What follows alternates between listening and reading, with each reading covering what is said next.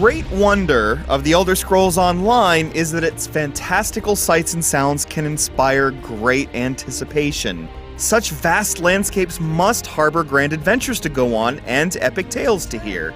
Unfortunately, it too often turns out that these are simply illusions of grandeur and not the real deal. Its single-player fantasy experience does not provide the emergent adventuring for which the Elder Scrolls series is known, and its massively multiplayer side is diminished by the game's tendency to punish you for playing with others. The Elder Scrolls Online more or less captures the fantasy vibe you'd want from an Elder Scrolls game at least. The character creation offers plenty of customization options, including 4 classes and a number of familiar Elder Scrolls races. And once you leave the introductory dungeon, the possibilities are exciting.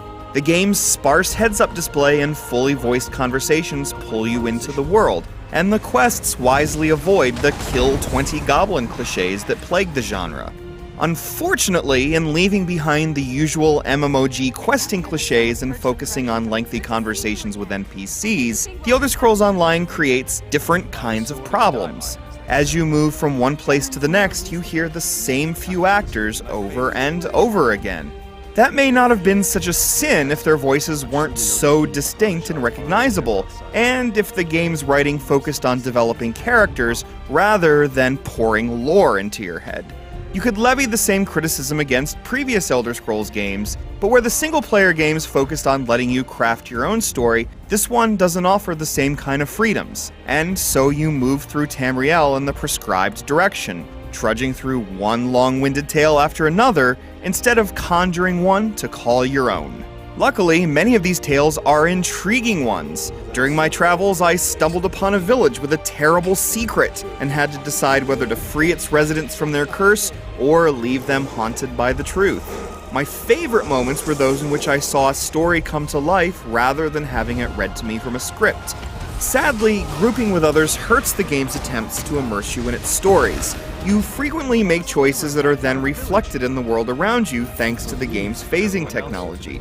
This is a neat touch, until you join other players. You and a buddy might enter a region only to have your teammate turn invisible because he has made a different choice, and thus has entered another instance. In these ways, the game actively discourages you from grouping with others. This isn't to say that the game doesn't provide some opportunities for players to come together, with 4-player dungeons leading the way. It's easy to find a group and get into a dungeon once you've reached the appropriate level. The action is fine, but it never crackles, in part due to the lifeless animations. Elder Scrolls combat has always been somewhat messy, but its real-time nature usually communicates a sense of blade against flesh. The Elder Scrolls Online combines old-fashioned hotkey combat with the action-oriented swordplay to mixed results. You target using an on-screen reticle, and combat timing is confined mainly by your mana and stamina bars, not by skill cooldowns. You can also block attacks and tumble, but this is not true action combat. You aren't limited to any given type of weapon or armor, however, no matter which class you choose, and weapon types have various skills associated with them.